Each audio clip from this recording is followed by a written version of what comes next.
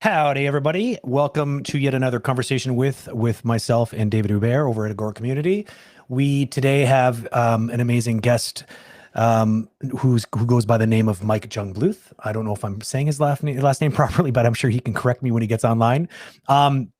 He is currently an animation director over Bioware, but also is very well known in the industry for his much bigger role in it because he founded the GDC Animation Summit as well as Anima Exchange. Anima Exchange, if you haven't discovered Anima Exchange by now, you probably should, because there's lots of really, really great content out there constantly from Anima Exchange. They do these sort of like little mini almost mini conferences. They put it all online.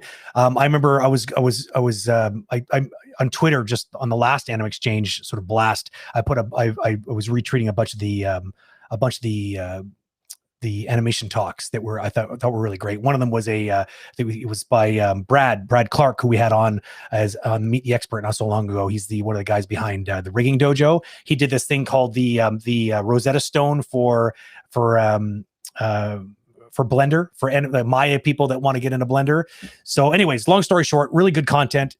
Mike's here to talk about that and many, many other things. Let's first bring in Mr. David Hubert. Hello, David Hubert. Hey, Brent. How are you today? Not too bad. Good. How are you? I'm good. Are you about to lose your voice? It seems that you have a special filter in there or something. Yeah, I don't know what's going on. It's maybe just been doing too much streaming lately or something. But is it your post second shot of it might be vaccine? It could be. I felt like I was run over by a truck for the first day, and then I just been kind of tired for the last couple of days. But I think I'll survive. All right. Nothing better than a 2-hour stream. It's perfect. It's the perfect thing. It's what the doctor orders after getting your second vaccine shot. I think it's like right on their top of list of things to do right afterwards. Okay, so let's bring in Mr. Mike. I'm going to bring him in, and he can correct me on his pronunciation of his last name. Hello, Mike. Hello. It was terribly wrong. No, I think it was right. Yeah.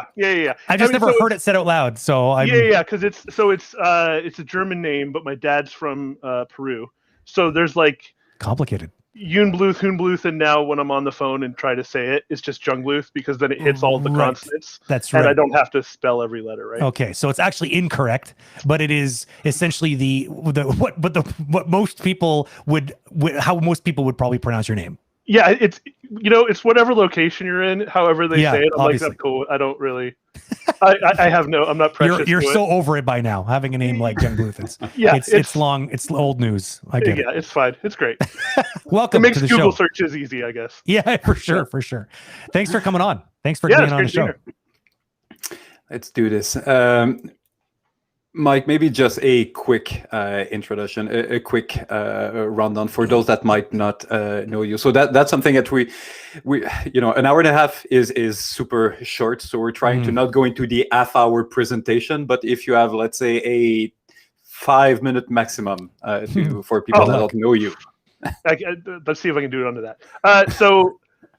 15 years, I guess, making games.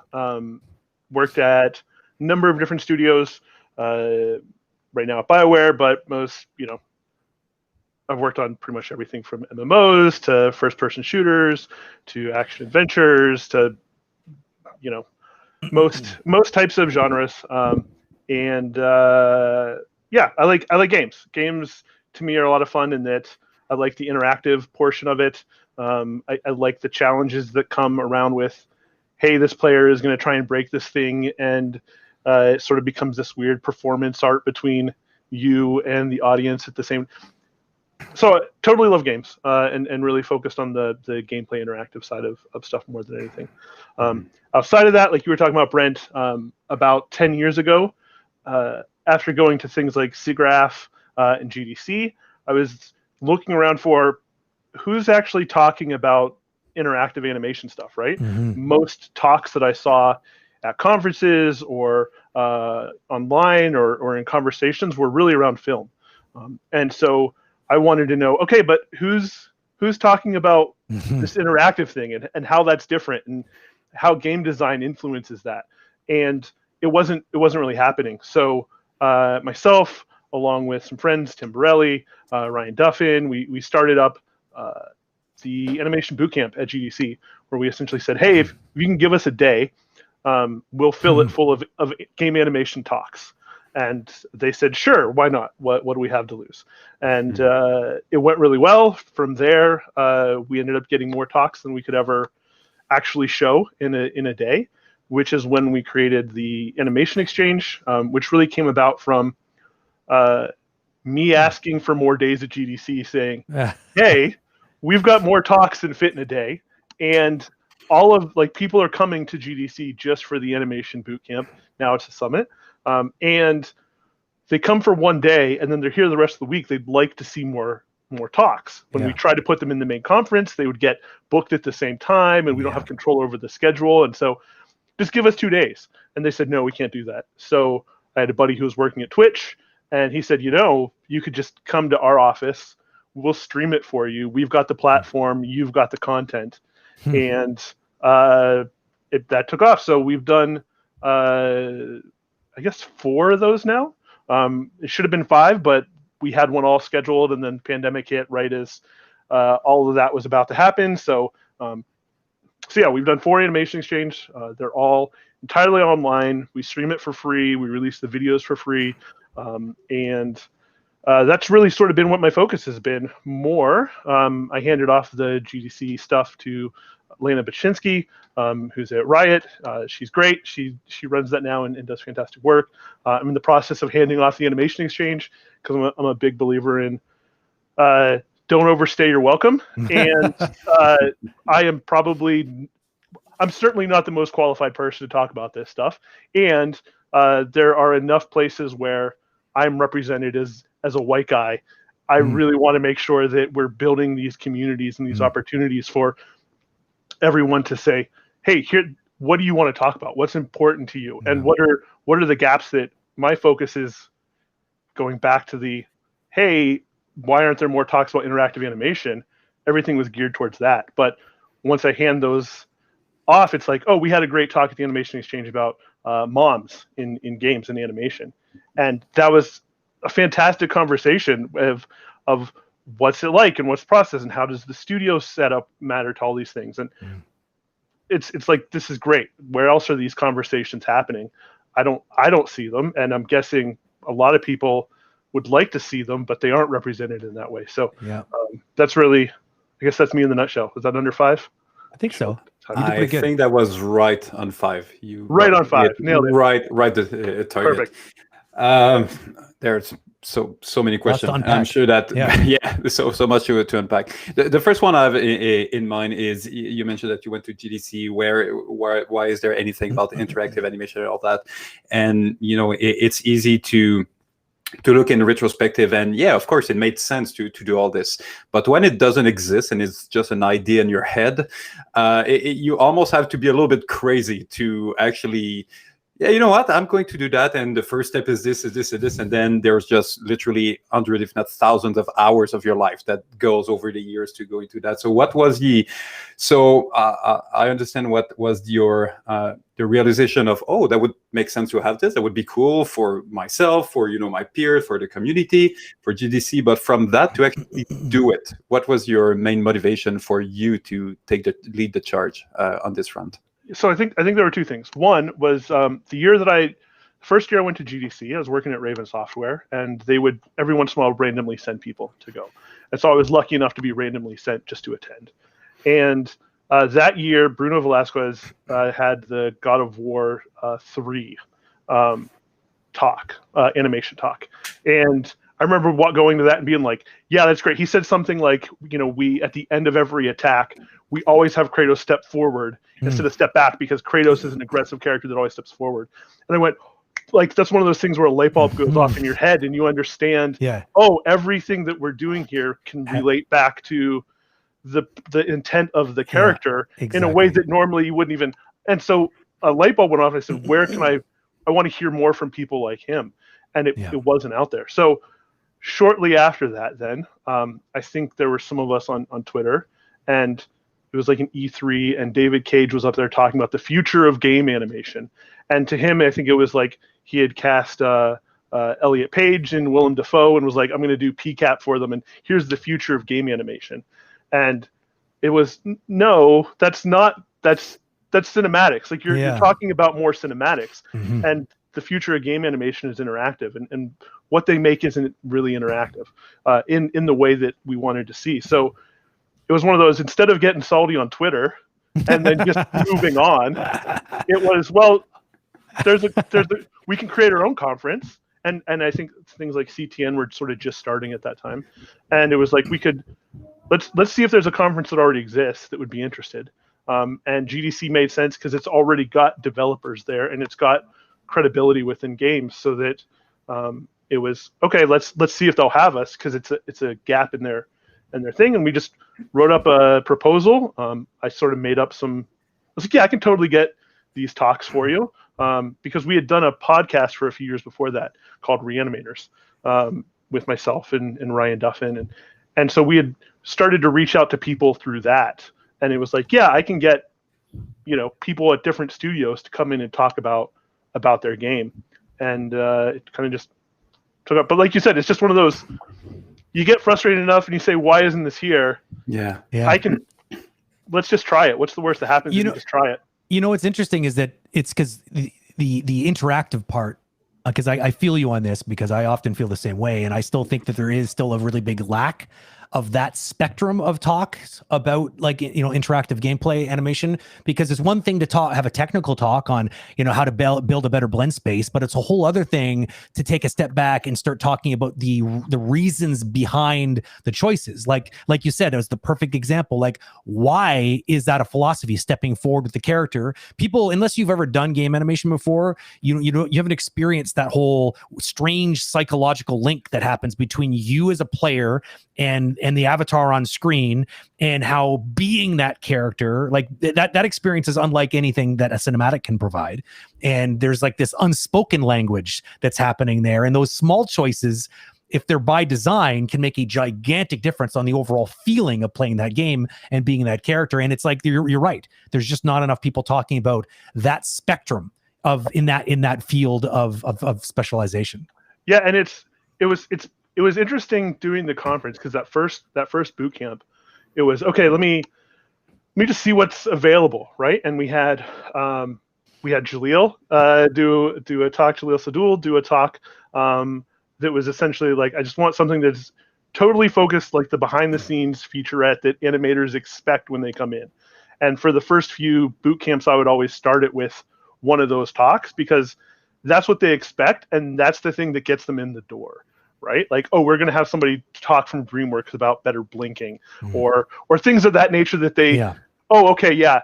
And then you start working in a little bit more, right? Like, well, this talk's going to have a designer, right? And this one's going to talk a little bit about procedural animation. And then this one is going to be a roundtable with technical animators. And you start building it, and it would make me laugh, because we get feedback every year that was like, there was only like one talk about animation. What was that? and I realized you kind of have to build them there, because the first year I did a talk, it was a combined talk with me and Ed Hooks. And we totally, like, him and I had a ton of conversations getting into the psychology of the player and how they empathize with their avatar in the game, right? And he and I would have these debates where he would say, you can't empathize with the avatar because you're controlling them, and you can only empathize with people that are outside of yourself. That's a juicy debate right there. I want to be part of that. And so he and I were debating this, and I was like, well, maybe there's got to be something there, because while you're controlling it, that character's like, it's still the authorial intent of the developers are part of this, right? So it's not entirely you, even if you're saying run forward. The way they run, the emotion that they run.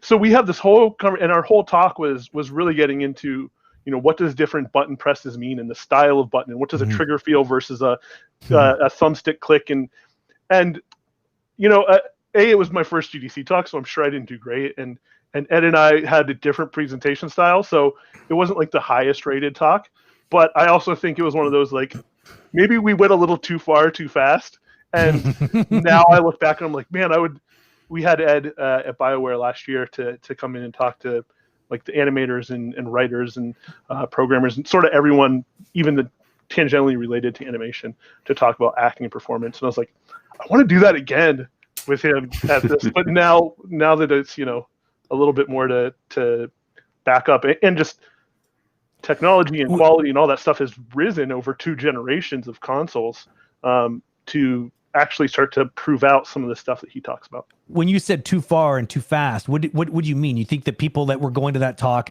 like, they hadn't acclimatized to the idea that you were going to have exactly that kind of a talk? Like, that finally at GDC, there's going to be talks about the real things that gameplay animators need to be thinking about. And so they came in thinking they were just going to get a talk on cinematics like they normally do. Yeah. And suddenly they find themselves in the depths of a very real, like, boardroom conversation with designers and animators. Is that what you mean by too much? Or yeah, I think it was a mix of that, and it was much more on the traditionally game design side of things, I think. Right. Okay. Got it. And so, it was, and I think it was also us.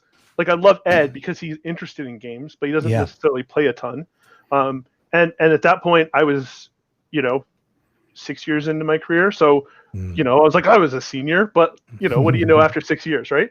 I mean, what do I know after 15 years? But I think it was just one of those. It was like, oh, okay, we need to build people there, right? And it's one of those things, you get really excited about the possibility space, and so now I think a lot of it is kind of getting to a point where one of the things that I always thought early on was, I'll know that we've gotten to a good spot with tech and implementation, workflows, and all that stuff, when we don't have to think about how are we just going to make this character move on the screen, right? Yeah. Like with film, it's not, well, how are we going to make sure they just walk left to right Exactly. on the screen? You just do it, and you think about, well, what are they thinking about? What's their objective? Yeah. Why are what was happening before and after? And all of the stuff that goes into that moment, into that scene, into that character.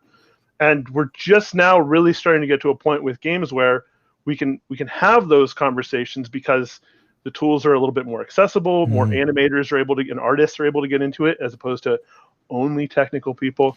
And the ability to source a lot of content to fill in a performance that you need at that level is becoming more and more likely, right? So to me, that's the mark, when we don't have to go, why isn't it showing up, and why are they randomly turning left here, and like, this character is just getting stuck on this.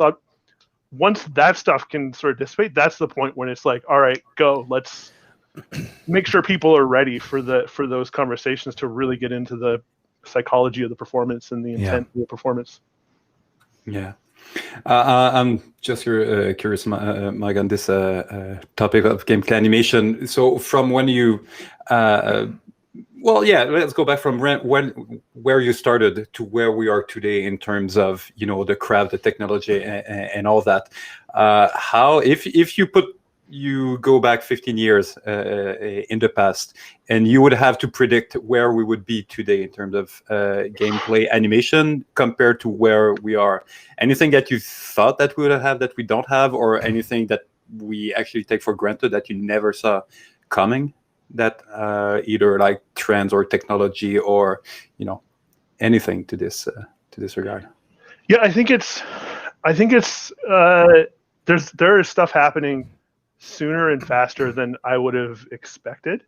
When you get machine learning and even motion matching, right? And trying to get all of that stuff to a point that it is starting to say, when the tools are right and the debugging and all that stuff works, you can really say, let me just focus entirely on the craft and the character, and it'll fit into this thing, and it works, right?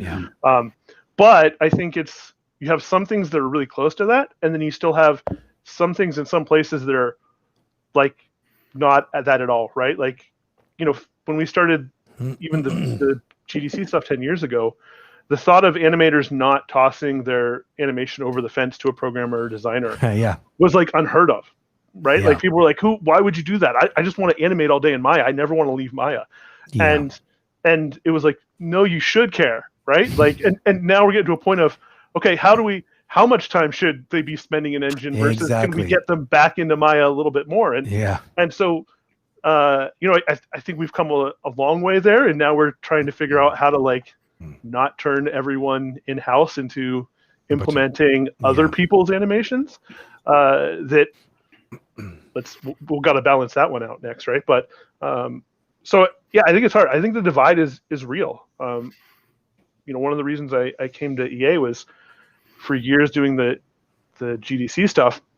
Somebody would show new animation tech, and the EA animators would say, "We had that 2 years ago," right? and you were like, "What show-offs? What the hell?" Because the sports teams are iterating, and they have to care. Like, you make something like FIFA, and you have a slow-mo cam, and everything, the alignment and where you're pivoting off your foot, and like, is so immense that it's just like, once you see what they go into that, you're like, holy crap, there is. I couldn't do it, but there's. Was that system called Ant, if I remember correctly? Yep. Yeah. So yeah. And it's funny because it's just quick little side note here. So for those who are FIFA fans, there was this technology that was been developed for years and years, which is important because you can imagine trying to make soccer characters look believable with all the kind of jukes and all the, like, how do you blend from like, and this is all predating motion matching technology, right? So they had to build a very robust animation framework to allow for all that. But then it crossed over beyond FIFA back in one of the Battlefields, right? They made a big deal about it where they brought some of that FIFA technology into a Battlefield game, and suddenly the animations, the third person animations in that game, they just took a gigantic leap forward because they were using and leveraging that same kind of tech.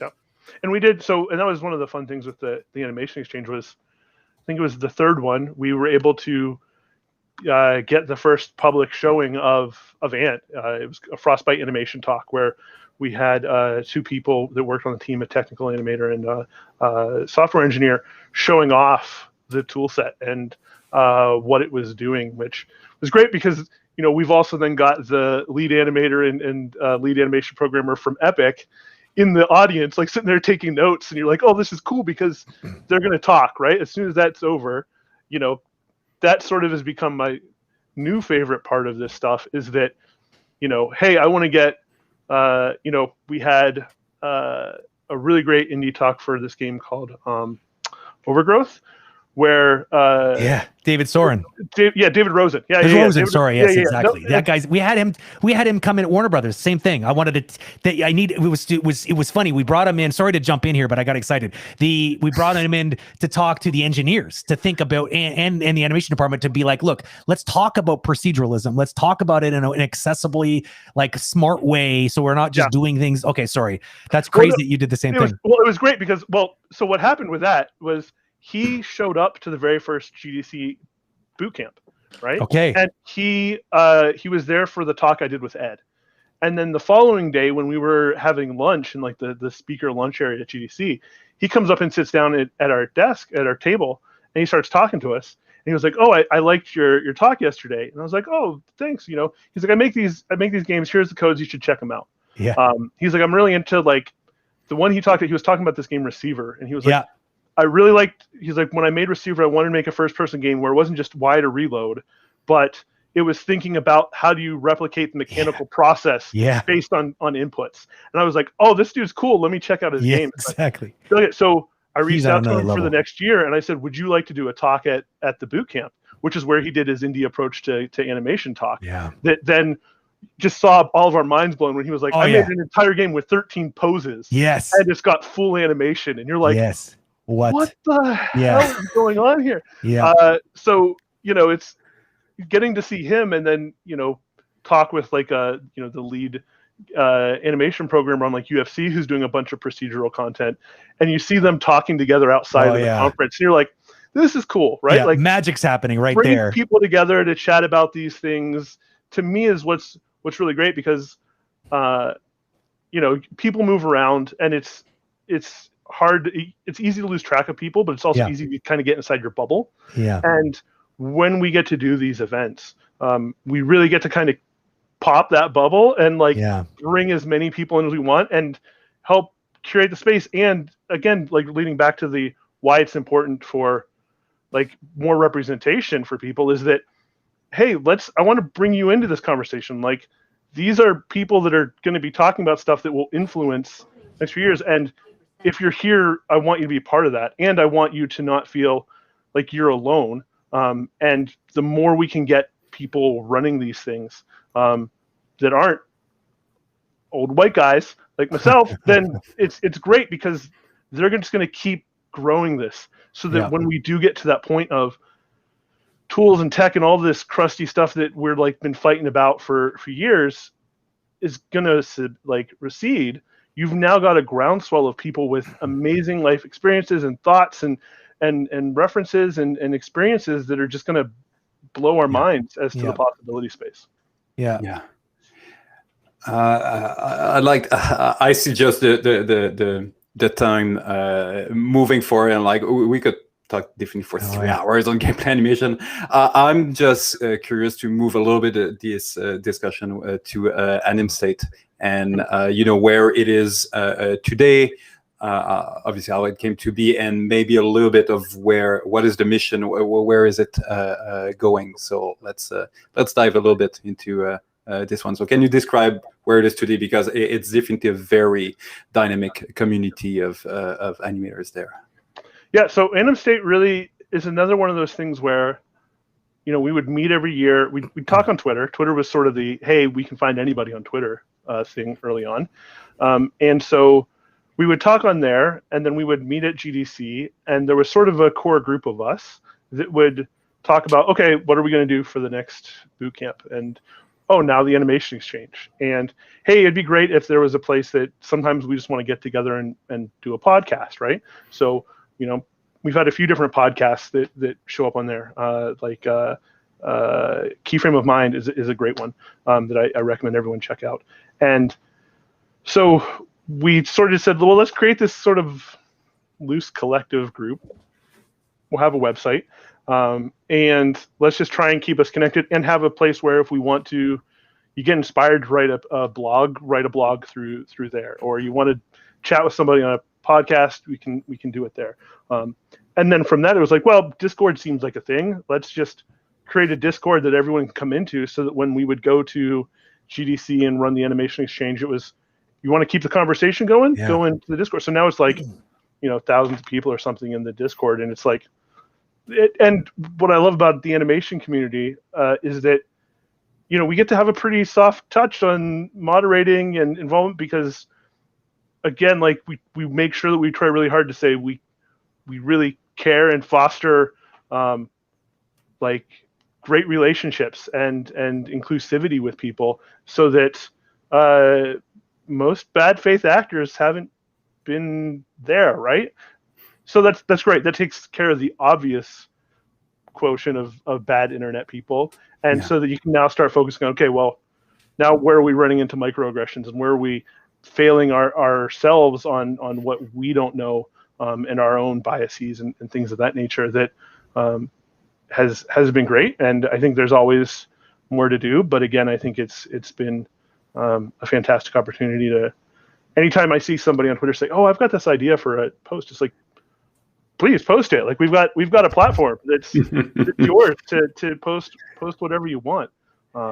Did it kind of evolve where you thought it would go, or again, it was more this idea of, what, it's something that doesn't really exist right now. I want it. I'm going to do it, and let's just see where it goes.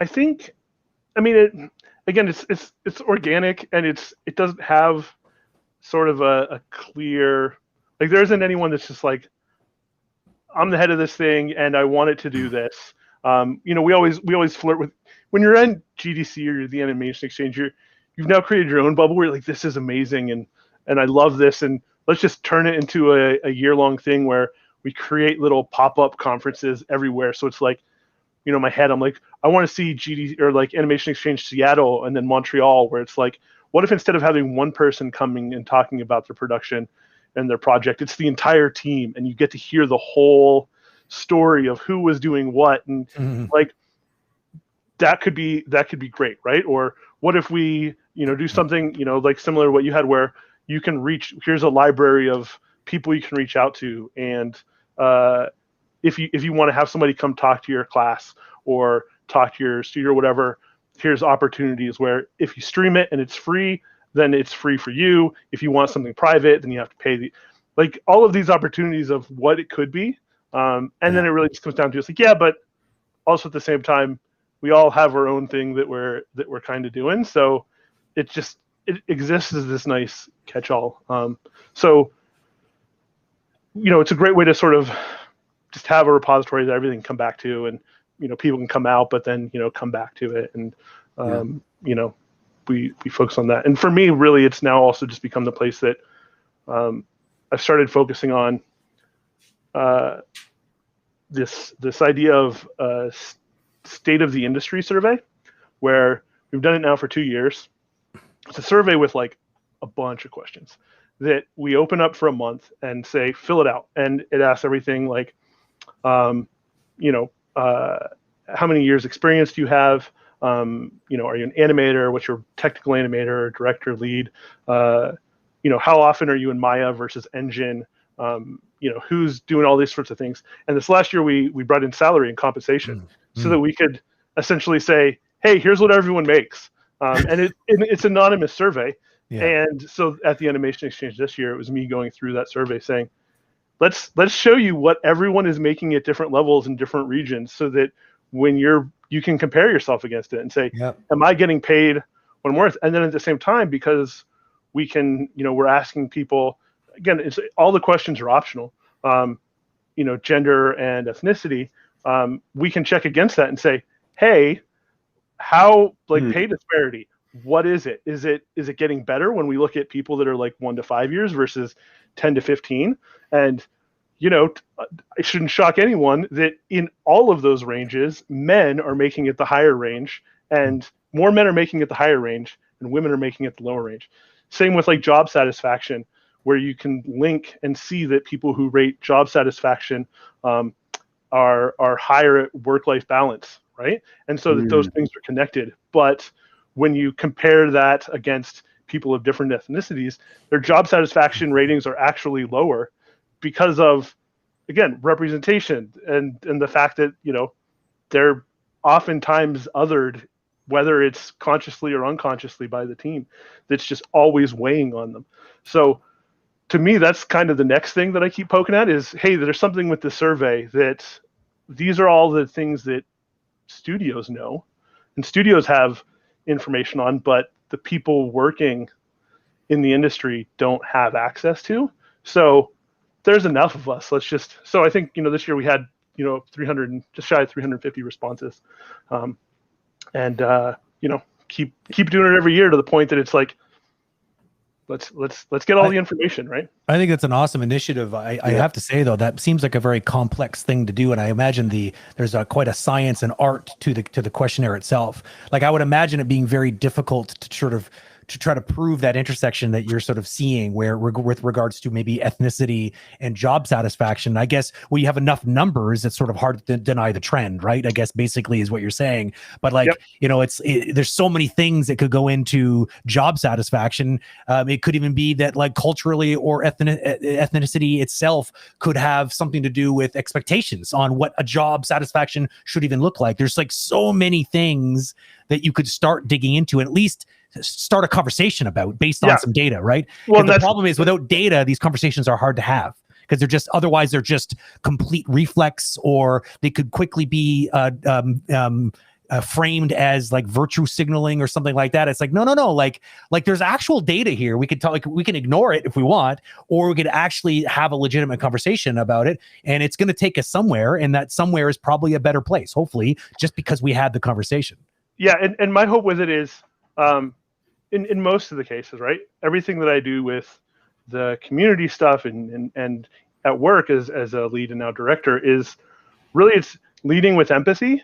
And if somebody says I'm frustrated, or somebody says I'm feeling othered, I just believe them. Yeah, right. Yeah, for sure. And so, with this data, it's like, I can, I spend some time in these going, look, I can compare this data point against this data point, right? And I go through, hey, what are all the things that people think change job satisfaction, right? And it's like, is it pay? No. Is it title? No. Is it location? No. There's like, the first time you see a difference is ethnicity, and you go, holy shit, like there's something here. And my hope is that everyone that isn't in a position of constant representation looks at that and goes, no shit, I've been telling you and I've been feeling it, and you've been seeing us burn out of the industry within 5 years, forever. And to me, it goes, look, the data's there. If you didn't believe it before, we've proved it. Can we stop talking about if it's real? Yeah. It is real. Let's fix the damn thing. Yeah. Right. And let's actually address these issues. Is really what I'm hoping to do with this. But it is a lot, right? Like this comes in and then I look at all these data points, though, right? And I'm checking them and but I would definitely, that was the talk I did this year that's on our Twitch stream. That lots of data points. Again, seeing what people make salary wise and compensation, and what are the biggest concerns that they have, and how much people think that things are better or worse in their studio versus what they project for the industry, which is really just a collection of everybody's individual studios. Comparing all those things is endlessly entertaining to me, as somebody that enjoys spending time in Excel. Nerd. Oh yeah. I think that's an amazing initiative, and one of the cool things is that it provides data point to fuel some conversation that needs to, but that's also providing actionable data. That's one of the things that we did a stream with Brent yesterday. That's basically a weekly Q&A, and we started to talk about salary expectation and all that, and it not long ago, never that it was easy to know exactly what is your value in the industry, but at least most of the time it was local value. So if I'm working in Montreal, it's in Canadian dollar. I know that usually we're talking about yearly or hourly, and I have a vague idea because I have other connections that are going to tell me. But now with studios in all different country, different industry with different currency, different cost of living, and all that are starting to hire everyone in remote. Someone that is crazy talented but might live in in Brazil, for instance.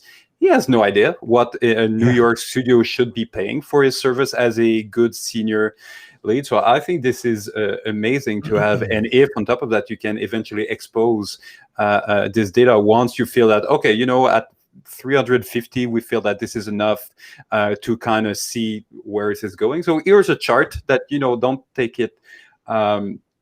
It's not one for one, but here's the sweet spot for each level of seniority, and eventually per country, per city, per VFX compared to a video game and all that. So this is super useful data, especially in a time that we're going from local market to global international market, that every studio around the world are going to hire more and more artists living all over the place, and it becomes difficult. The studios have obviously a much better idea than those that didn't have this experience of working all over the place. But it's kind of giving a little bit back some of the power and knowledge into the hands of the artists. So I think that's a great initiative. That on top of that, you can have some actionable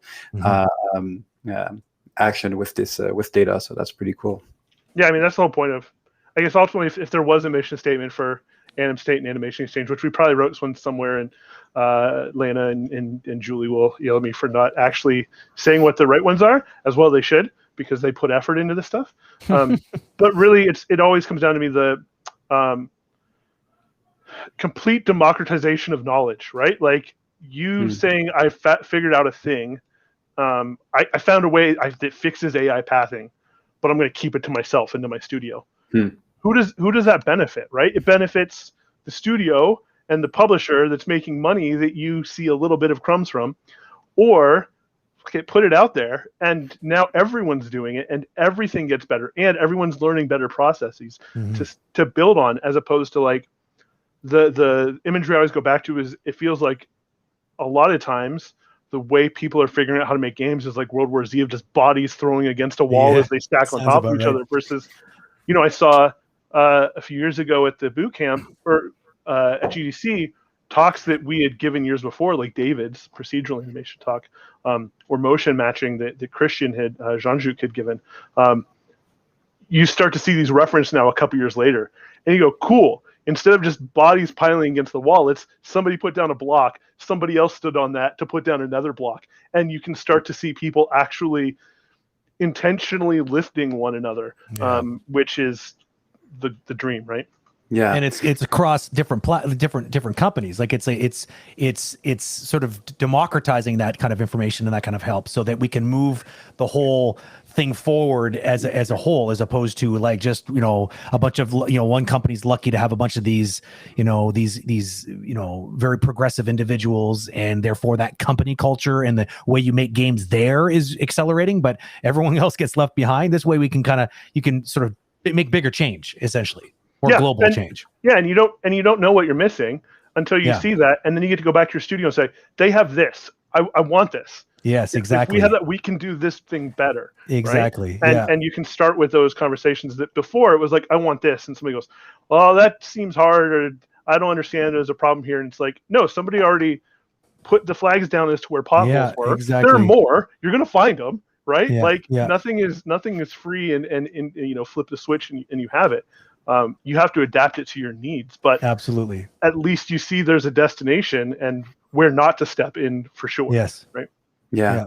To me, there's really two different mindsets in general. Either you feel that you're in competition with all those other team or the studio, all that, or you feel that you're a part of an ecosystem that, what goes around comes around. If I share what I know, people will be more open to share in return. So it doesn't just benefit me personally, it benefits the entire community. So I think it's definitely that's one of the cool things, to see those different community that are evolving and all this information sharing between everyone. And that's one of the first thing that when we talked about Agora.Community and we thought about, providing reviews and all that, one of the ideas it was, okay, that would be great if we can, have anyone.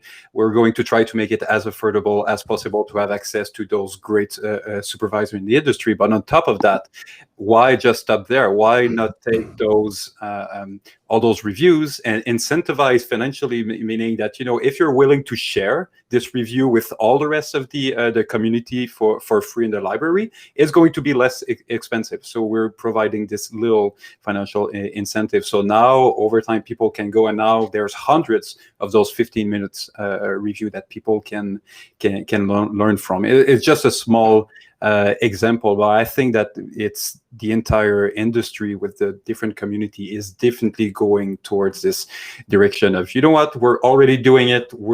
Others are sharing their secret. We're going to share our secret, and we're all going to benefit in exchange. So that's a pretty cool things to see evolve in many different places. Yeah, and I mean, you see, certain studios and games and projects streaming their development, right? And every week, let's give you an update on where it's at, right? And I there's a certain point where it's like, oh, okay, this is like watching paint dry, because sometimes stuff just takes a while to make. But I mean, it's also one of those things of the people who are interested in it will have that, and then you'll find a way to bundle the exciting parts into larger packages that people can touch in at less regularly, and get, find that ratio. But yeah, I mean, that's the thing where, we really need to, now that we've done the animation exchange entirely digital, we start going, well, we like doing it at GDC because we were already all there, and if we can go to a spot and hang out for a day and eat and share some drinks and chat and whatever, let's do it. But it definitely changed the landscape. Okay, yeah, but what does the next one look like? And if we're not going to be at GDC where everyone's getting paid to go by their company, we need to start thinking about, okay, we need to pay the people that are making these, because a good presentation can take 40 plus hours to make, right? For sure. And it's like we want to make sure that it's would you like exposure, because that's essentially the GDC model, which is we'll give you exposure. And it certainly had value in us building a platform off of that exposure, but you hit a ceiling of that. So it gets to a certain point of, okay, like we'll use it for people who want that exposure to kickstart a thing that they've got going on, but let's figure out the right way to do this for the community. Yeah, that's one of the things that we've been discussing for a while at Agora.Community, and we want to start to do more, is just streaming the work of artists, have different, like a technical animator, just a senior animator, or a different expertise.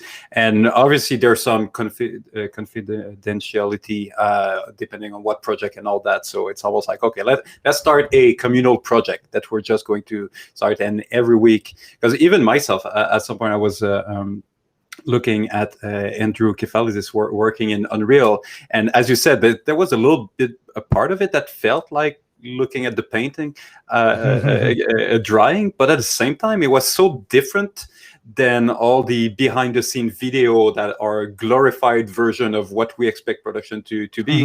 And just to see the struggle of, oh no, that didn't work. Okay, how am I going to solve this? Oh, and try this. And you kind of, if you're patient enough, you kind of see that, there's a lot of 2 step forward, 1 step back, 2 step forward, 1 step back, and where it ended up 2 hours after, it's likely not exactly where you expected to be, but it was a very good looking under the hood experience that was and I'm not at all someone that's working to Unreal, so I can imagine that those that actually do, to see others, and maybe that's a stream they would be looking on the side as they're working on their own thing. But I think that this is sharing real-time work that people are doing is something that will be done more and more in the future. That's for sure. And if on top of that you can extract a little bit like we're doing with those conversation, I mean, it's good to have them live within 10-15 minutes. We're try to take a few questions from chat, but on top of that, obviously we're recording this, and then eventually like, oh, that was a great 5 minutes with when Mike explained this or this, and okay, let's capture this, let's hashtag it to be able to find this information, and let's put it in a library so it's there if we want to specifically share this bit of knowledge eventually. So yeah, I mean, streaming and keeping those little bits of video that are going to be accessible after that for free is definitely part of the big picture of what we're trying to do here, but what we see pop all over the place in the industry. Well, and what I love too about this stuff is once we switched the platform from, okay, you're giving a talk at a conference at GC, which if you fill the room is 250 people, and it's more of an academic experience where it's somebody on stage giving a presentation to a room full of people. And then we started doing the animation exchange, and we realized, wait a second, this is a different beast, right? Like, this is you sitting in a room with some of your peers that you're friendly with, talking to a camera to, I mean, if 250 is, lower numbers, right? So, at some point, because we were streaming through Twitch's channel, we got on the front page, and it was like, thousands of people were all of a sudden watching this stuff, and you're like, this is bonkers, and it makes you realize too, the format of somebody giving a PowerPoint presentation with some videos in it is cool, but it's again academic. And once we started realizing, let's take those things like somebody's workflow process, where what you really want to see is, how can I put somebody into a situation where they have to problem solve? Because problem solving is at the core of what you do as a creative, right? Is you've got an idea, how do I make this thing? I'm going to hit I'm going to hit obstacles. What's the thought process to get over, around, under, whatever the obstacle, right? And so the lens that I always keep going back to, or the wrapper that I put it on, is, okay, whatever your talk idea is, whether it's a panel or a presentation, I want you to think of it as either a morning show segment or reality TV, right? or a game show, right? And you know, things like the animation hot seat extreme challenge that Atlanta runs with Jake Campbell, who was on Cuphead. The idea was, originally, I want to see like an exquisite corpse that you would see where you fold the paper in three and one person draws the head and hands it to somebody else to draw the body and the legs, right? And I want to see that done for animation. And it's like, okay, that's cool. You're going to watch somebody animate for 10 minutes. That's not necessarily the most fun. And then I think it was Jaleel had the initial idea of, yeah, but can't you like throw us weird curveballs where all of a sudden you like lock our controls, or you say we can only translate, no rotation and things like that, which was cool. And then essentially was like, Lena, do this, like, I think you'd be great at this.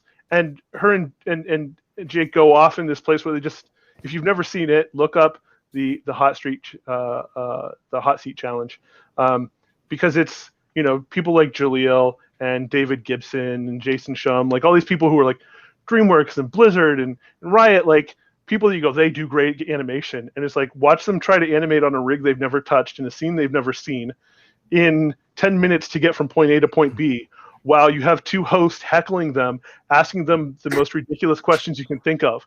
And you see the gears going the whole time, right? And it's great. And so, you know, the more you can figure out, education doesn't have to just be academic. You can do it in entertaining ways that makes you go, oh, that was just funny. But it was like, no, you saw somebody talk about, I wish I had my hotkey that does this thing. And you're like, oh, I never thought that could be a hotkey, right? Or, fuck, what am I going to do here? Oh, let me constrain this thing. And you're like, oh, right, I should use, and you see those workflows and that genius while still a silly veneer that keeps you watching. So it's not the, let's watch for 2 hours and hope that there's a few nuggets that randomly happen. Yeah. I'm curious, Mike, have you seen with everyone in the last year and a half that had way more time to, you know, participate to projects, spend time online, being at home, have you seen having it in influence or an impact on Anima State in general? Yeah, I think there was an initial spike, and then you very much see screen fatigue now, where the last thing people probably want to be is on their computer talking, right? So I know early on it was like, oh, cool, like we can get together regularly. We don't have to just wait for GDC to see each other. Let's just jump on a call. And we would do them, you know, regularly, once a month, every few weeks, to the point now that it's like, I love you, but I need to get away from my computer. I am tired of sitting here looking at this damn thing. And so I've definitely seen that point where you're seeing more separation of work and life. And I think as animators, it's easy for us to wrap up our identity in, I do animation, I am an animator, everything feeds into this interest because it is my craft and it is my passion. And more and more I'm seeing people go, but I need to know, like, there needs to be a wall that comes down that I go do other things, because A, it's going to make you a better animator because you're pulling from new resources, right? And you go, oh, I got really into gardening, and now the thought process of the way I attend to you know, these plants actually makes me think about how I want to, you know, polish my animation or approach a complex scene or whatever, right? So I think it's ultimately a valuable thing, and it's one of those that, from, if I was just to look at it, I'd be like, why is engagement down, right? And it's like, well, is that a bad thing, right? Like when we do something, I know people are still going to show up because we all enjoy being together, but we don't need to be in each other's ear or on each other's screen 24/7. And in fact, it's not healthy at all. Yeah. I'm just curious also the impact on your day job, working in remote. Did you love it, hate it, can't wait to go back in the office, or would like to have some flexibility? Yeah, so I hated it at first, right? Like you realize very quickly when you're all remote how much you relied on organic conversations and processes to lead and direct a team, right? So not being able to say, oh, I've got 15 minutes between a meeting. Let me just walk through one of the groups to see what they're doing and see whether we're going to talk to them, and then see where we can overhear some conversations with designers or artists or programmers and connect people, right? Or, oh, let's go grab a coffee and chat this thing through. I hated not having that, and I hated not having that energy. And I don't think it helped that we were working out of an apartment. But now that we've developed better process for this stuff, and also further along in just the development cycle, right? Where it's less talk, more do. The talking portion when everyone's remote on their own little island is much more difficult because you don't know who's on what island and who's having what conversations and who's on a boat together somewhere else entirely because they just got off their island and said, I'm tired of this, right?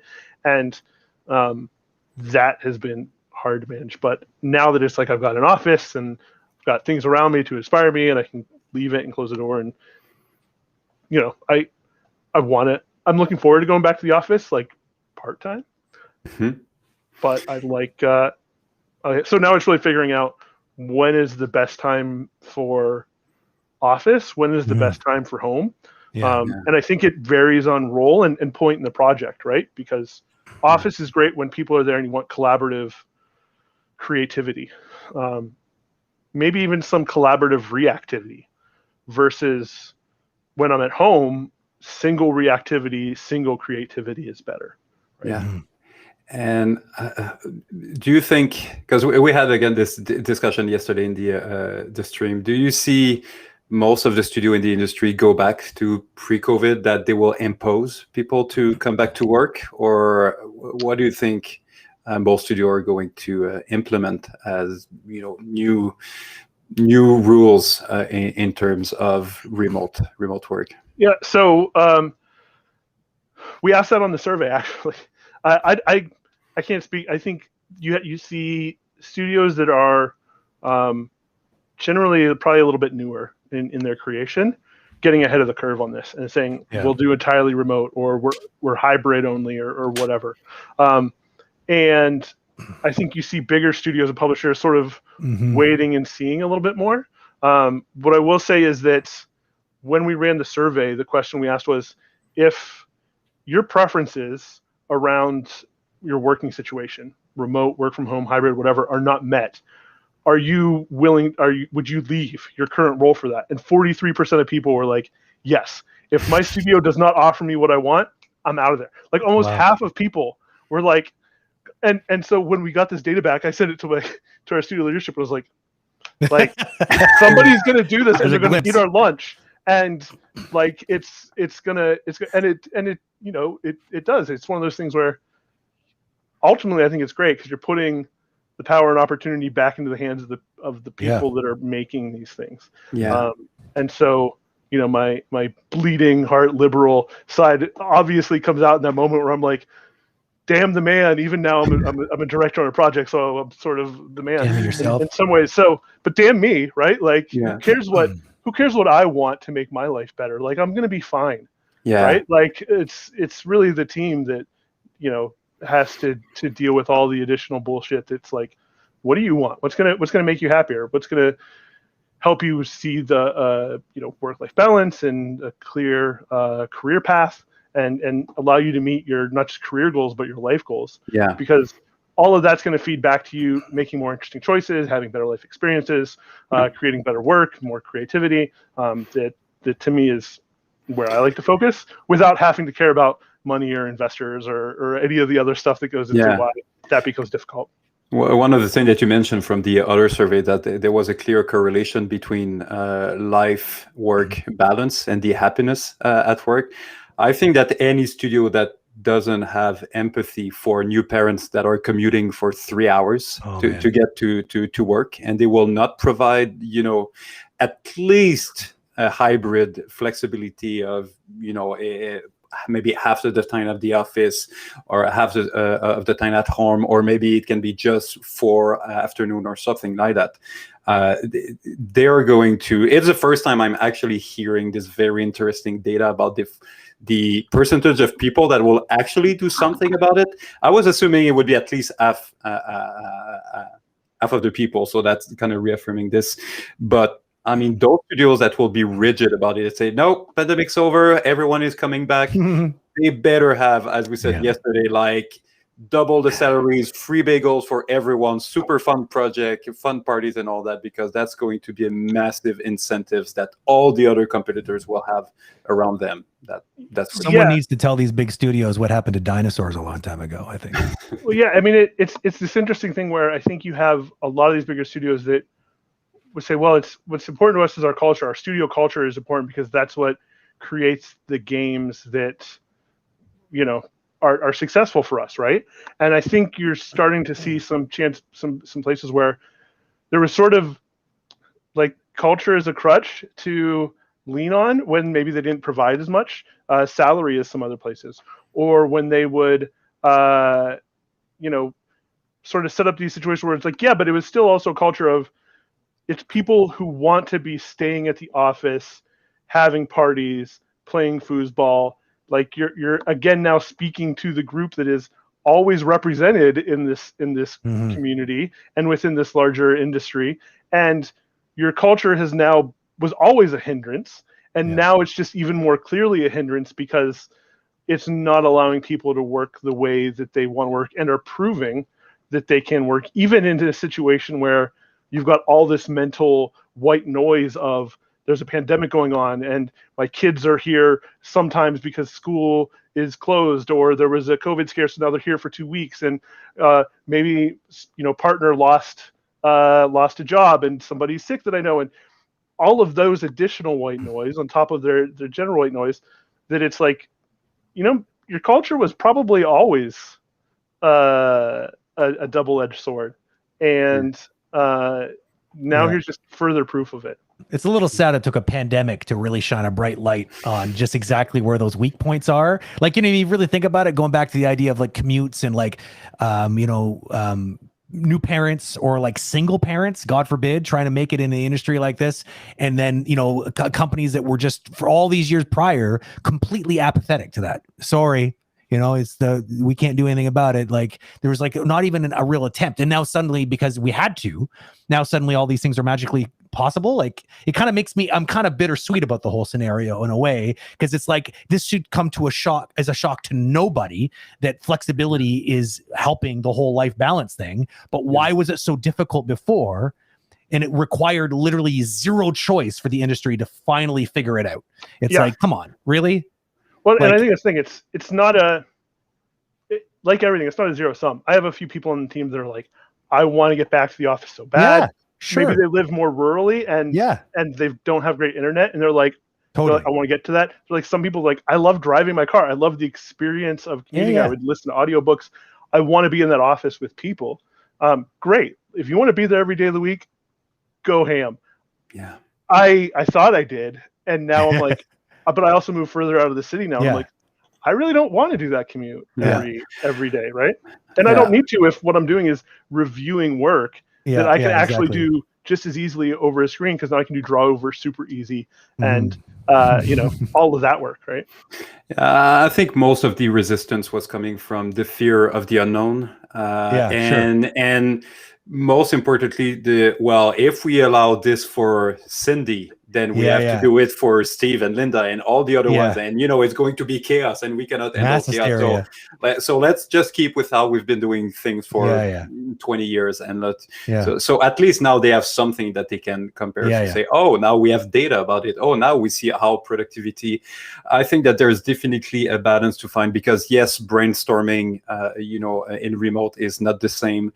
Yes, there's a lot of, you know, those water cooler conversation that where, you know, some magic can happen. So, but at the same time, there was way too many meetings. There was way too many distractions. There was so much time wasted, and many managers that I knew that were like, oh, but if they're working from home, they might not be really working and they might be looking at TV. And I was literally like, look at the monitor of this person right there that is looking at Netflix right on the floor of your studio. And it's just in your blind spot, and maybe it's going to hide the window when you're there, but it's going to come back. Don't be delusional to think that people, because they are on site, they are efficient 100% of the time. It's just, if anything, it might actually be the opposite. So maybe this person will actually work 6.5 hours from home, but I'm pretty sure that if they're stuck in front of their computer, they're actually going to do the work to be done as fast as they can to go on the couch afterwards, or they're not going to half-ass it for 8 hours. So I think that at least at least now we have data, we have a long enough experience that people are going to require to have this flexibility. And any studio that I like, oh, but we're not really sure. Okay, fine. You're just potentially going to lose 43% of your best employees. Are you really willing to go this route? And it's not just about losing employees, because like at the end of the day, everyone's different. Like that's the one thing we all have to admit. And going back to a big topic that Mike covered earlier on this idea of trying to maybe make, God forbid, we make the game industry a bit more diverse as far as culture, ethnicity, and gender. Like these things, like if you're only catering to a bunch of like young people that had access to the education, that happen to be hardcore gamers, that don't mind killing themselves and doing lots of overtime all the time because they don't have a family, then you're never going to change the industry, because it's only catering to one type of person. But if we can find a way of embracing some of this flexibility, maybe it could be part of the antidote to helping other people that may not have even been interested in the industry because they knew what that was like. It wasn't even welcoming to them. Like how does a single mom, like, I mean, I had the experience at a company, it's going to remain nameless. It was the first time I had more women on the team than I had men. And it was the first time I really got a taste of the kind of challenges that women have in the industry versus men. Now, it was a big eye opener for me, to be completely honest, especially because two of them had children during their stay there, and to watch some of the kind of like just the challenges, the logistical challenges, as well as some of the stigma that's associated with someone who literally has to leave for a number of months before they can even come back. And it's like and I get both sides of the equation, but the problem is like how do we make that less like how do we make that more welcoming for women that do want to have a family as well as work in the video game industry? How do you do that? I mean, like you have, the problem gets even bigger when you talk about on like a scale of like beyond the industry itself, but then you have like countries like, and I hate to pick apart the states, but I mean, to think that the leader of the free world doesn't even have mandatory leave for women. It is like, it literally, it blows my mind to a level that I can't even possibly explain on air right now. Like I just can't. So like there's that level on top of it as well, that is something a bit more difficult for an industry to fix, but an industry doesn't have to follow that lead. A company can always offer leave to the women employees if they want women to be part of the team. End of story. They make it they make it happen, right? Well, and I know it's interesting. You'll have some instances where I think actually the PUBG group, right, that does like PlayerUnknown's Battleground. Yeah.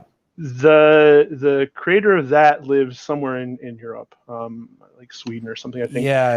And essentially, he set up all of the healthcare to say, I want every studio, no matter where they're at in the world, to have as good healthcare as I do. And they're like, that's going to be really expensive in the States. I don't care. Yeah. Do it. That's it. Right? Make it happen. And so it's always great to hear about things like that. And you hope that happens more, because if you listen to the Moms in Games Animation Exchange talk that we just had in March. Yeah, I want to go back and check that one out. It is,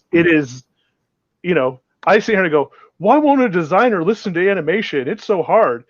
And that's the type of like white noise bullshit that's in my head when I'm at work, right? Yeah. And totally. then you hear the other experience, like, well, what if I want a kid? How do I time up my pregnancy with a production cycle? And what happens if it doesn't time up? And then when I come back, do I have a space that I can pump? And like, when do I have to come back? And what if I don't feel like I'm ready to come back? And and oftentimes women are finding that they're the they might be the only one in the studio going through this, and there isn't a policy, so they have to figure that out. On top of just being pregnant and totally and experiencing this easy experience, I'm sure, right? And it's it all stems back to, if there were women in charge, this wouldn't be a problem, right? And it's not saying like just get rid of all men, but it's saying it shouldn't be all men. Like, it's all men right now, right? It. So it's hard to empathize with the problems you haven't even considered because you just don't live that life, right? Right, and it's I think too, it's like, I do feel grievances around animation maybe not being heard, or things in my life that aren't working well, but those aren't really that major, and I'm still going to get the opportunity to address them. What I need to actively do is find places to just step aside and say, this isn't the returns I'm going to get from this opportunity are far less. So let me step aside and let's give this opportunity to someone else. And then also at the same time, once they're there, know that I'm supporting them. And if they need something, I'm there. It's not just, hey, here's a thing, see you later. And then thrusting them into it's like giving people opportunities to succeed instead of fail. But always be on the lookout of, hey, this isn't my opportunity. Doesn't need to be my opportunity to succeed. I'll succeed just because I've got a bunch of safety nets that I see and feel all the time that other people don't, when they've got this constant anxiety of, who all am I being tasked as representing, and if I fail, what happens, right? And what we're talking about is really flexibility. It doesn't mean that, let's all be working from home, or let's all have, it's just that, can we just realize that everyone is different? I had some people in my team that they were, super introvert, and you could see that just getting to work was already a challenge, on top of all the noise and this, super loud extrovert animator that is, not annoying to me. I find it funny, but extremely annoying to him, and he's being forced. So, and even flexibility, not working from home or at the office, because there's definitely some people like, I never want to work from home ever again. I don't have, a partner. I don't have a family. All of my social life is at work, and I want to go and go back at work. But even in terms of number of hours, we're talking about new parents before. What if majority of studio, or at least some studio, would say, 40 hours a week is just a random number. You want to work 25 hours, or you want to work 45 hours, or let's say that our range is anywhere between 20 and 50. How much? And it's the management team to figure out, well, okay, if he's at 50 and she's at 25 and she's at 30 and she's at, so then it gives a chance to new parents to say, you know what, I can work half of the time from home, and the total amount of hours that is expected is 25. I can manage my day to make it work, and so I don't have to completely leave for a year because the mold is 40 hours and more, and that's it. No, let's make it more flexible for everyone, and studios will and it's not just for employees or freelancers. I think that studios are going to realize that, actually, if we loosen up a little bit and do a better job at managing all of those people, we're actually going to have an extra incentive that we will be able to get all those special talent, because we are the one that are allowing flexible number of hours. And it's not just going to be a studio policy that is written on the wall. We're actually going to have days with our producers and managers to not make all those people that are working less hours feel bad, because that's something that I've seen as well in the past, that the studio policy is one thing and they have the best intent in the world, but you have a management team that is like, but we all know what it is, crunch time, right? You guys are going to be here 60 hours, right? And so it needs to be something that is really applied to everyone on the floor, and not depending on what team you're on. Yep, totally agree. Brent, do we have time for a few questions? I see that we... we don't have much time left. 15 minutes. So let's do it now, actually. If you ever got I think we can scroll back through some of the chat and pick up a couple questions. There's also a sheet that I have to go grab, but let's see if we can get somebody from so we have someone here. Okay, actually, there's a new one right here. Hold on a second. There's a whole pile of them coming in. Here, let me just grab this one. This one here, which is, I legitimately want to move to a different state, but keep my rate of pay so I can finally save. And oh, hold on a second. I thought that's part of our conversation. My bad. I thought that was an actual question, but it's not. It must have been some back and forth. That's what's hard about finding questions in chat is because well done, Brent. Well done. That brings up the thing that, again, this is me speaking purely as an animation director that doesn't have to worry about taxes and insurance being different from different states versus different countries, and cost of living differences, and all of those sort of things that very much do have to become a part of the conversation. Where, let me move to LA for a year, work for a company, and then say, now I want to move out to some place where, I can get a house for, super low price.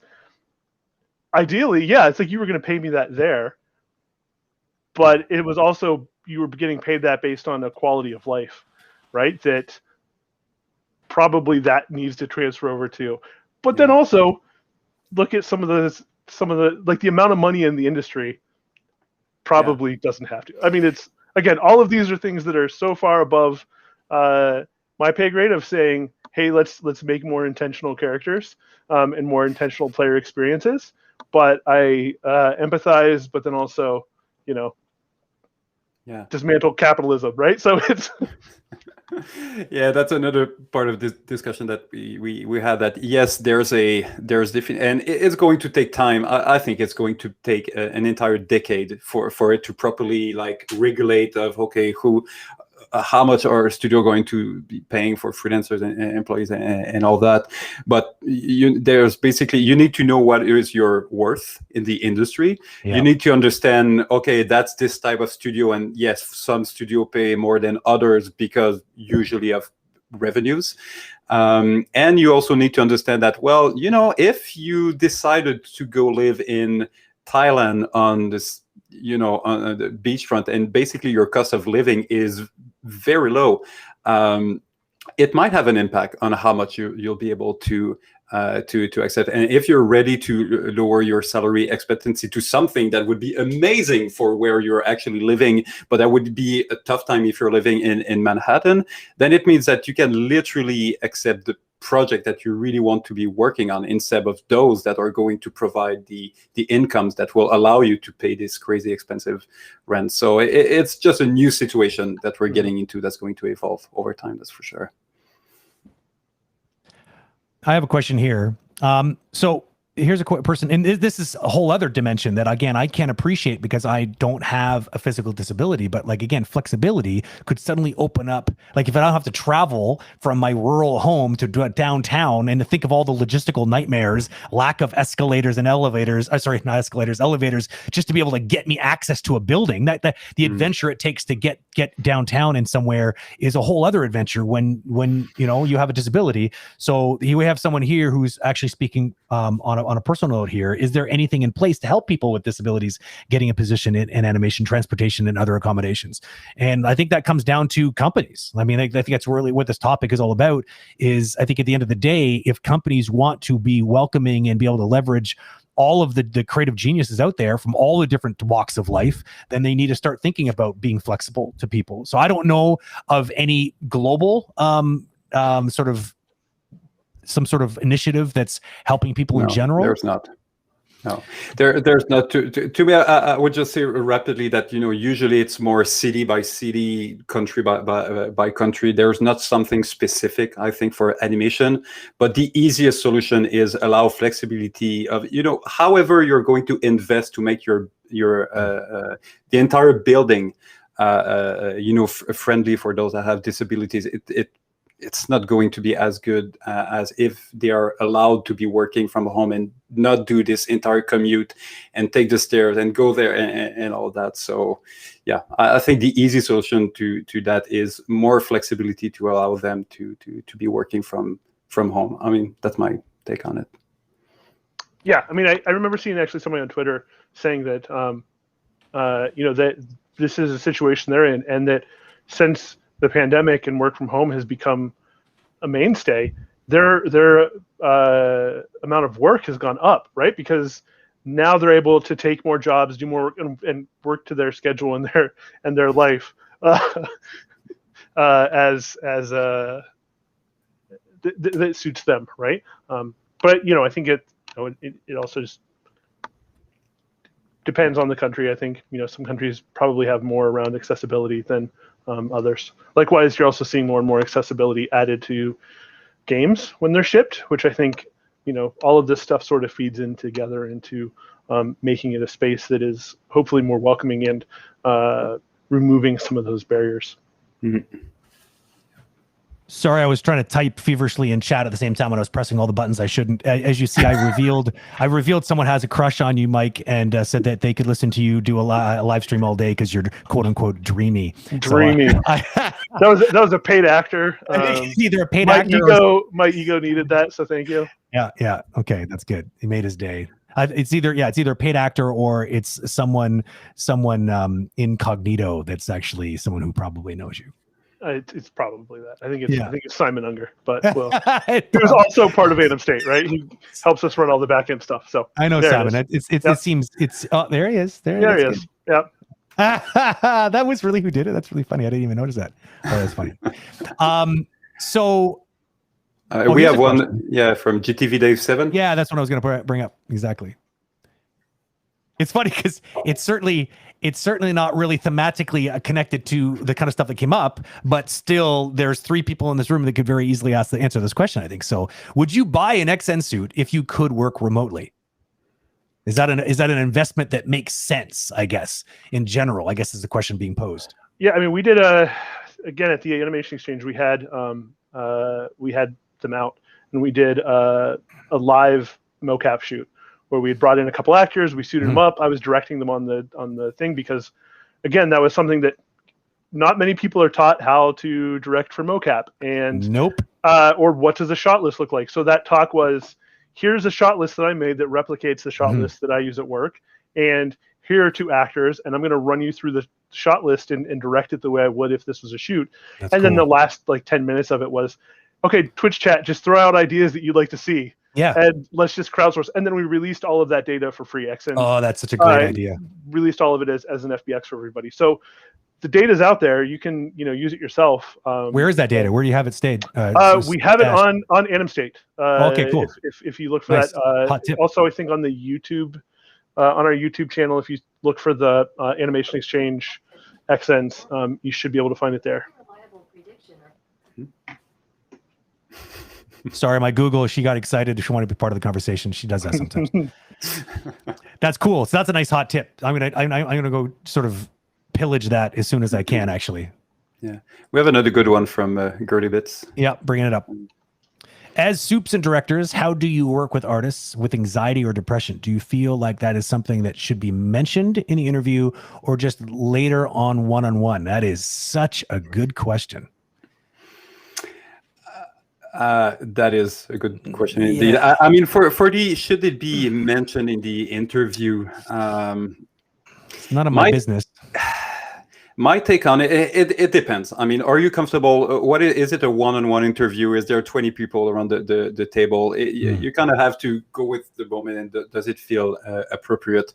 I would just say that if you mention it because you want to be upfront and you know that it might have an impact with your work, I would not just drop the bomb and say, "Oh, by the way, I deal with anxiety and depression, and it can have an impact." Just be more. I don't know if constructive is the more. It's more like, I this is what I'm dealing with. It has this impact in the past, and this is how I'm dealing with. And sometime when I know that it's coming, I might have to request a few days. But if I can, stay at home for a few days, and I come back and I'm, the battery will recharge. Just have this is a situation. This is how I've been dealing with, and this is how I might have to deal it. On production. So there's kind of here's a situation and here's how I manage it.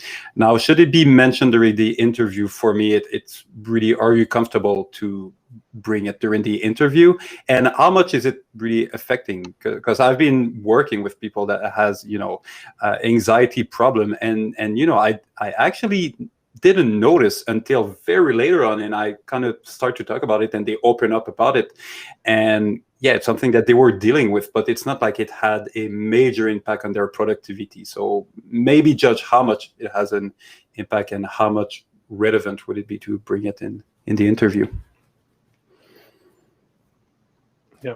You got something you want to add to that there, Mike? I have a couple thoughts on this one as well, but no, go for it. I was just going to say, yeah, I'm torn on this because I think David kind of summed up my thoughts exactly. Like, I think it needs to be, you need to know yourself, right? If you're suffering with such crippling anxiety that you're gonna have a hard time working with a group of people, then you're gonna have to find the right company with the right kind of flexibility that's gonna make that happen. And I think it's a perfect question for the kind of conversation we just had, right? It's like a company could choose to try to leverage people. Like, I mean, a lot of people with anxiety are also like geniuses creatively. It's just part of the package.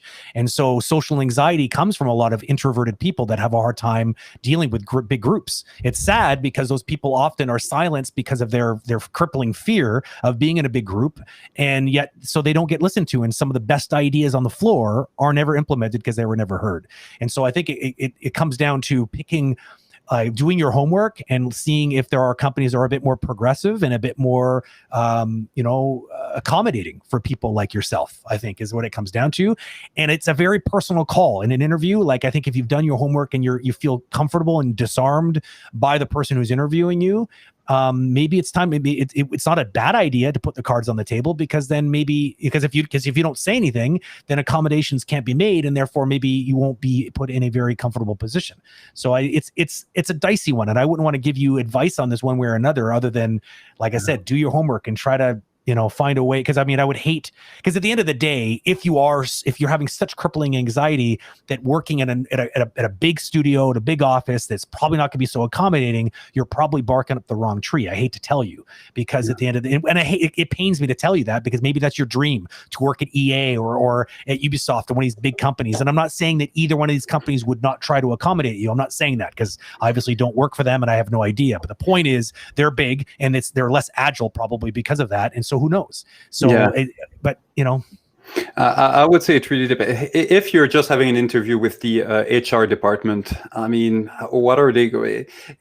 I think if it's with your direct supervisor, whether the director that you're going to be working under on your lead, then yes, they are the one that you need to have a supervisor that's going to be empathetic to your situation. If you have that person in front of you that you feel after maybe half an hour that you loosen up a little bit and you're comfortable, just mention it and see their reaction. And if it's in the body language, it's one they're going to answer. If you feel that, okay, yeah, that's someone that is empathetic to my situation, or if they're super like, okay, but they really don't care, well, you can imagine that how it's going to be in production, they're probably not going to care and just say, okay, thanks for telling me, but we're still expecting your shot to be done by the end of the week. So it's almost, when you're in an interview, they're obviously interviewing you, but you kind of a little bit interview the interviewer at the same time, just to have an idea of what kind of studio that is. So that's your opportunity to just test water, and maybe at the end of it, it'll be like handshake, and you'll know, like, yeah, I don't have a good feeling. I don't think that over here they're going to do anything about it. Yeah, company culture and sort of signaling what they are in an interview, I think, is super important. And if they're not doing a very good job communicating that, then that might be a warning right away. Theoretically, is that that it's not in their wavelength. They're not thinking of you as someone who would be sensitive. Like, I mean, anybody, like I personally, that's one of the things I always try to get a sense of in an interview is, what is their culture like? And is it going to be accepting? Is it going to be collaborative? Or is it going to be like working for a dictatorship? Because I don't work well under situations like that. And I work better in situations where people are like a bit more, on the same level and just collaborating and working on problems together, as opposed to just being told what to do. So, everyone's different and they all have their own different needs and their own kind of environment that they're looking for. Mike, you got something you want to jump in with? I think it's all what you said. My thing is, I don't even think it's that you're a little bit interviewing the other company. You are a lot, yeah. You're as much interviewing them as they are you, because if they're talking to you, it's because you're valuable to them. Absolutely. And so you are as valuable to them as they are to you. And so I would 100% ask, what is their mental health policies? Yeah. Right. And you don't have to go into any more detail than that, and Yeah. find out, do they have one? What is it? Does it meet your needs? And then start asking, think of some questions ahead of time around, how do you deal with, maybe somebody's falling behind on their animation or on their work. What is your process for that? What is your coaching and directing style? What training opportunities do you have?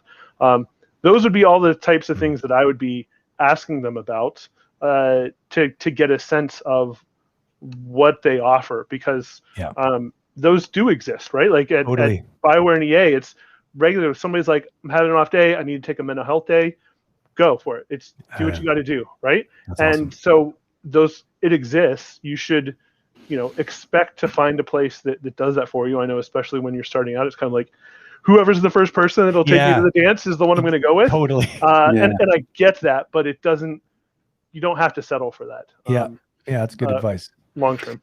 Yeah, Mike, that would be amazing from eventually a survey, if you can have enough people from enough big companies just have insight about the culture of each one.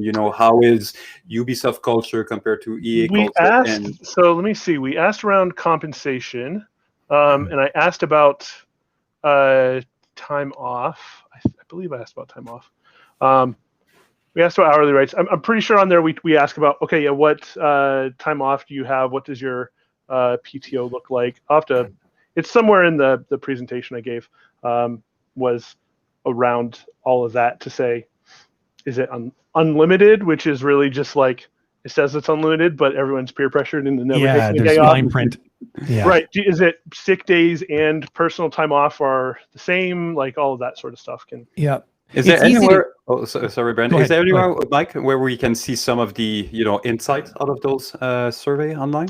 Yeah. So on the talk that I gave, I'm going to release it here on Anima State. I've gotten behind it because I need to go through and I want to make sure that it is totally anonymous. Yeah, because totally. At a certain point, when you get there are only so many animation directors in the industry, right? So that's right. At what point can you go, I want to know what this animation director makes this place, and if you look at the location and their age and you could probably find some people. And like me, I'm like, I don't care. You want to know what I make? It's on there. I don't give a shit. But I don't want to. So I'm trying to go through and figure some of that out and talk to some different groups around privacy and what's the best way of doing that. But I did do a presentation where I put a bunch of graphs.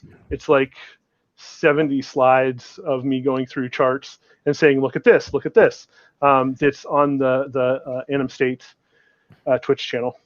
That's awesome. I had another quick question about Anima State, because you said that you'd placed that mocap data on there, but it's not immediately obvious where it would be. I'd love to link it in chat. Yeah. Let me search it. If you link it to me in the private chat, I'll relay it to the general chat. I think I've got it. Okay, so it is on this page about halfway down. Sweet. It's called Live Mocap Session. Yep. And let me make sure that the boom. Okay, yeah. So there's a link there to the mocap data, and then you can get an XN's trial request for the software. And then on the screen, I also share like what a shot list and stuff looks like. So that has essentially all of the talks or links to the talks. But again, this is also all on our YouTube channel. Yeah. So if you go between Twitch or YouTube, you're going to find all of the Animation Exchange goodies. And on Anima State, just search anything and you should find it at the top. That's sweet. We are out of time. I was hoping there was somebody who was eagerly trying to get an answer from a question that they kept asking. I think they were translating it from Spanish. They sound like they're doing some sort of school project. I'm going to throw them a bone and ask this to both of you, and I'll do my best to answer it as well, even though I don't really know what I'm going to say yet, which is essentially, I mean, it's posted in many posts here, but essentially they're saying, look, if Tesla was known as the father of electricity, in your mind, could be considering how Richard Williams kind of became like, and his book became like the Bible for animators in many ways. What if we were to give Richard Williams a title in the same kind of way? What would that title be? What would you give? What title would you the grandfather of animation, or like, what would it be? animation survivalist, right? Like survival guide is the thing. While I saw it popping up there, I was like, I don't know. Like I don't know. I mean, either like I didn't Rick, want to post. I don't. I'm terrible with it, but I like survivalist. Now, maybe that sounds a little bit more. But I guess he also had a pretty varied career dealing with a bunch of stuff. So yeah, I don't know. It's go ahead. We can workshop it. Yeah, we should. Sorry, Brent. I don't have a good answer. Oh, come on. It's funny because it's because we did kind of like Preston Blair had those books at one point, and they were like the go-to. And then when the Richard Williams book came out, it was the standard book. You'd be hard pressed, even now, to find an animator that doesn't have that somewhere at their desk at work. It's like a quick reference guide, flipping it open, and even people that have been career animators for many, many, many years, it's still nice to jump back in there just to kind of refresh your brain on a couple insights and a couple philosophies. I thought that interesting. Yeah, I don't know. That's a really good question. That's why at the end of at the end here, as we're about to close it off, I felt like we should just ask it anyway, just for funsies. But I like that animation survivalist, and I think that the marketing department behind the book would probably love that one. Let's go for it. I'll take my 20% cut. On I like it. I like it. I'm going to cop out and just agree with you on this one, Mike. Animation survivalist. Well, Mike, thank you very much for being here today. Like, I really, I genuinely appreciated the just where this conversation went. It's what these conversations are usually about. What we love them about the most is we talk about a lot of the peripheral stuff, a lot of the human things to being an animator, because at the end of the day, that's one thing we all have in common. And it's easy to just get talking about tech talk and like the new software, and it's fine. And that's great. And there's a place for it. But I mean, who talks about these other things? Who talks about the stuff that's about surviving the animation industry, especially if you are maybe someone who's been interested in it, but have been intimidated to even try to get a job in it, or are currently maybe sidelined in some way, or underrepresented and struggling because of it. I mean, I would like to think that the conversations like this might give people hope, because I mean, if they don't hope, then I don't. Like, I'm telling you that right now. I think that I can honestly, I might be a white privileged male, but at the same time, I can openly admit that I would definitely appreciate more diversity on the teams. Why wouldn't I? Why wouldn't anybody? And so I think these are really good conversations to have, because, even though we can't speak from a place of underprivileged, if we got at least, at very least, the very little thing that we can do is at least try to start the conversation and let other people then continue it. Because like you said, it's like, we may not be in a position to be the one to like know all the things. And because we're not in that sort of that kind of a spot, how can we possibly be an expert in it? But if it takes us to start it, then God, like get out of my way. Let's have that conversation. Absolutely. Yeah, so we got some privilege to share. So we do. Privilege for everyone. Yeah. We absolutely did. Like, honestly, yeah, we'll turn this into Oprah Winfrey. Everybody gets some of the privilege. Yeah. I think it's a great, and I think what you're doing is amazing. And Anima State obviously is a beacon of hope in many, many ways in that particular area. So thank you on behalf of the entire community for doing what you do, and to be that voice, to be that conversation starter. And yeah, man, you're awesome. Yep, thanks a lot. Great talking to you guys. And David, I was going to say, we didn't get to talk about Agents of Mayhem at all, but I know. I love the work you all did on Agents of Mayhem. I love that game. So yeah, we'll have to have you back. We talk about specifically that, and I also have to. You maybe think about this during the stream. I need to try to get David Soren on here, because man, I haven't seen him in forever. Fun fact about him: he's also one of the co-founders of. Do you know this one? Humble Bundle. Yeah. So talk about another person who's out there making big changes, not just on intellectual changes on the philosophy of animation and games, but also on like what Humble Bundle does for the world. He's also part of like a lawsuit with Steam right now. Like I know David is amazing, and he would come out and he's so super I love him. Introverted and he'll just blow your mind on how much he's thinking. David's fantastic. I'm gonna reach out to him today, because I haven't talked to him in a while. We exchanged emails for a while because I was drinking his Kool-Aid in a big way, and I think it's just nice to stick around with like-minded people. So I think that there was a good energy there. So hopefully he's got some time. That'd be amazing. Yeah. Okay. Well, thank you, David. Thank you, Mike. Have a wonderful remainder of your days. I'm going to sign. I'll let you guys go by pushing off in the background here, and I'll sort of close the show. So thanks again, and see you around. Guys. That was awesome. Continue. Okay, well, another conversation with another great conversation. Hopefully, everyone enjoyed that. I don't know if I got to everyone's questions. It was difficult because there was a lot of really good sidebar conversation that I was having a hard time filtering out questions from. But if you didn't get them answered, then hopefully we can try to collect some of those and put them in the backlog. So maybe the Q&A can eventually get around to dealing with that. So I think that pretty much covers it for this week as far as live streams are concerned. There is still a couple announcements. I teased at this yesterday that are still to come between now and the end of the week on a couple things. So keep an eye open for those on social channels and on our Agora community kind of announcements that pop up every once in a while. So don't blink, because these things are going to come, and I want you to catch it when it's hot off the press. So again, another thank you to Mike, and of course for David for taking their time out of their day to be here with us. And I look forward to the next one. The next one next week is going to be with Ilse. Actually, she's been a prolific animation contributor on YouTube for many, many years now. So that will be an interesting one to have. That is happening on July the 8th. So that's next week, July 8th, Thursday at 9:30 p.m. It's a little later Eastern Standard Time. And I'm talking about Ilse Zemmer. I can never say her last name. That's why I'm totally avoiding it like a jerk. Zemeripa.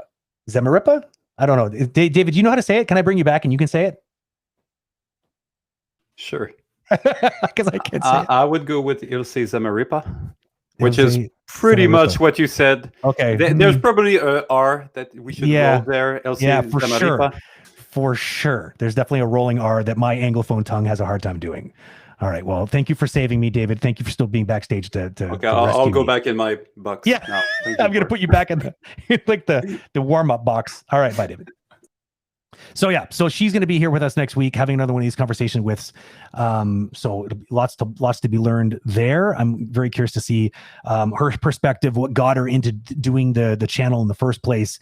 And yeah. So anyways, thank you for being here, chat. Thank you always for being here. And until next time, stay animated, and I'll see you around the community. Cheers.